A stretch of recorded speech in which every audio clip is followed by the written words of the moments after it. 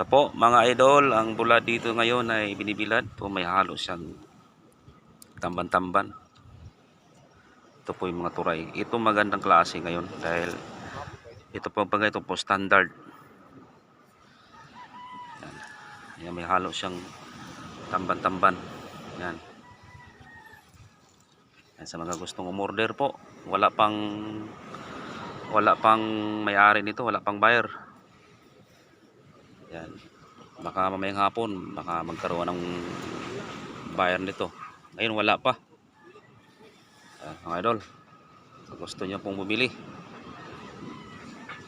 yan, ito po. Yan, may halo siyang